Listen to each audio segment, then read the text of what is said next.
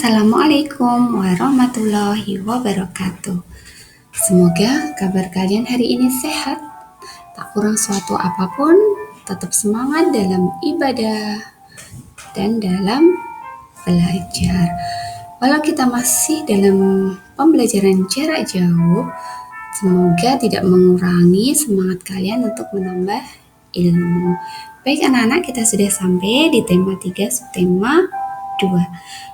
Pada hari ini yang akan kita pelajari tentang muatan bahasa Indonesia. Jika kemarin di subtema 1 kalian sudah belajar tentang pengertian wawancara dan daftar pertanyaan-pertanyaan yang akan kalian ajukan untuk wawancara, untuk kesempatan kali ini kita akan belajar tentang narasumber wawancara. Apa yang dimaksud dengan narasumber dalam wawancara dan apa tugas narasumber berikut yang harus kita pelajari. Nah, narasumber adalah orang yang kita wawancara. Narasumber bertugas memberikan informasi yang dibutuhkan pewawancara dengan menjawab pertanyaan. Sebelum melakukan wawancara, kita harus menentukan narasumber yang tepat agar hasil wawancara kita itu nanti bermakna. Narasumber yang kita wawancarai sebaiknya memenuhi syarat sebagai berikut. 1. Memiliki pengetahuan di bidang tertentu yang berkaitan dengan topik wawancara. Yang kedua, memiliki keahlian tertentu dalam bidang yang berkaitan dengan topik yang sudah kita tentukan. Yang ketiga, mengalami atau terlibat langsung dalam peristiwa yang berkaitan dengan topik yang sudah kita tentukan. Sikap-sikap pewawancara yang baik terhadap narasumber. Ingat ya, yang pertama memperkenalkan diri kepada calon narasumber serta menyatakan maksud dan tujuan dengan jelas. Kedua, meminta kesediaan seseorang untuk menjadi narasumber dengan bahasa yang santun.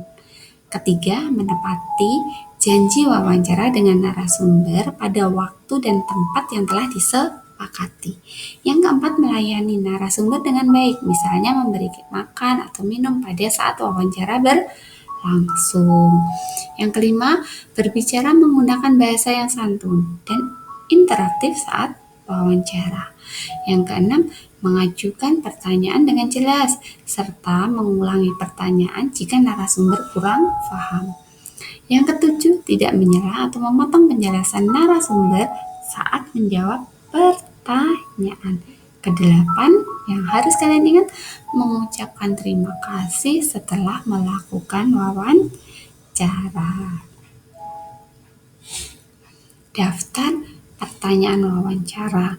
Pertanyaan yang diajukan kepada narasumber harus sesuai dengan topik yang sudah kita punya. Kata tanya yang dapat digunakan untuk membuat pertanyaan adalah apa, berapa, di mana, kapan, mengapa, dan bagaimana. Jadi, kalimat tanya yang baik itu harus mengandung kata tanya. Kata tanyanya ada, contohnya 6 ini. Kemarin sudah kita bahas. Nah, saat melakukan wawancara, sebaiknya jangan mengajukan pertanyaan lebih dari 1 pertanyaan secara langsung. Jadi, pertanyaan tersebut yang sudah kita punya harus kita ajukan secara bergantian. Juga tidak boleh tergesa-gesa. Contoh mengajukan pertanyaan-pertanyaan secara bergantian. Yang pertama misalnya, yang boleh kasih contoh, mengapa penyu-penyu itu harus dilepas ke laut? Nah, yang kedua, lalu apa yang terjadi jika penyu-penyu itu tidak dilepas ke laut? Jadi, ketika kalian memberikan pertanyaan pertama, tunggu sampai narasumber itu menjelaskan jawabannya secara menyeluruh. Jangan pertanyaan pertama, kedua kalian baca secara berurutan, tapi satu per satu secara bergantian. Kalau tugas kemarin kalian itu adalah menanyakan tentang sekolah orang tua kalian. Nah, misalnya gini, Bunda dulu sekolah TK di mana? Nah, biarkan Bunda menjawab dulu.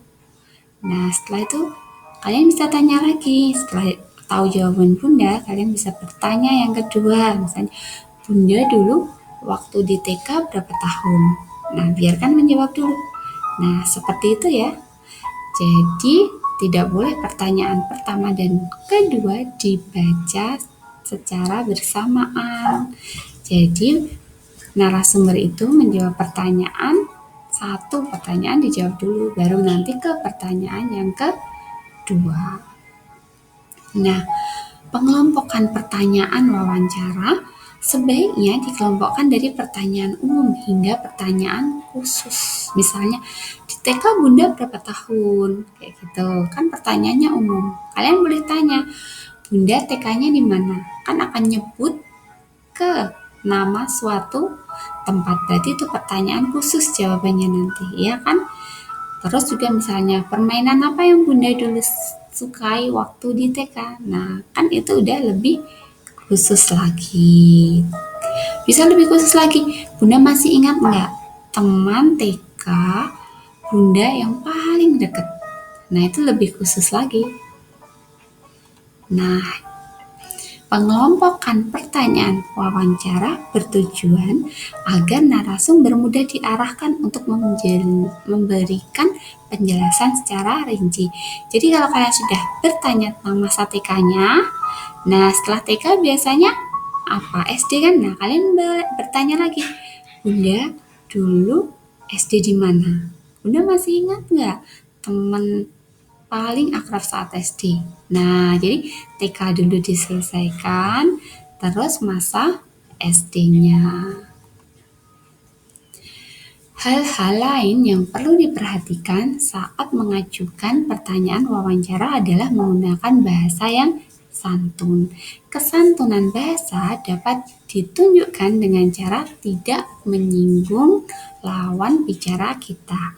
Sebagai pewawancara yang baik, sebaiknya bersikap tidak membela pihak manapun.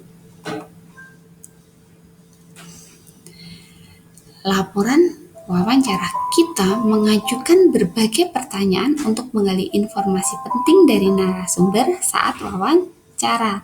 Nah, setelah wawancara kita selesai, kita biasa akan membuat laporan wawancara. Semua informasi yang kita dapat sebaiknya jangan cuma diingat, melainkan kita catat dalam bentuk laporan hasil wawancara. Laporan hasil wawancara bertujuan untuk memudahkan orang lain membaca dan mengetahui informasi penting yang telah kita peroleh.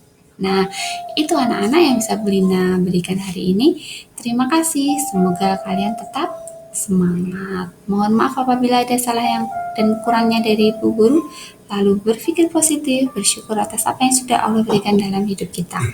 Nah, tugas kalian hari ini adalah kalian akan menyimak kembali pertanyaan-pertanyaan yang sudah kalian berikan di tema 1 yang sudah kalian upload ke Rubiko. Nah, untuk kali ini, pada pekan ini tugas kalian adalah memberikan pertanyaan yang sudah kalian buat tersebut kepada orang tua kalian. Nah, kalian mulai melakukan wawancara.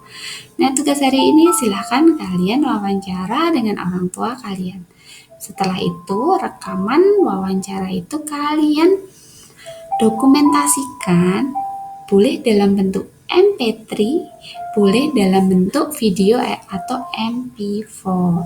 Nah, karena kalau wawancara itu paling butuh waktu lebih dari 2-3 menit, lebih dari 5 menit juga bisa. Nah, kalian kirimnya via WA. Jadi tidak diupload di Rubiko. Untuk tugas kali ini kalian kirim via WA. Terima kasih anak-anak, selalu berpikir positif, bersyukur atas apa yang sudah Allah berikan dalam hidup kita. Mohon maaf apabila ada salah dan kurang dari Bu Guru. Belina akhiri, ingat tugasnya ya. Wassalamualaikum warahmatullahi wabarakatuh. Sehat-sehat ya semua. Salam buat orang-orang yang selalu membantu kalian, mendampingi kalian selama kalian melakukan PJJ pada masa pandemi COVID-19. Terima kasih.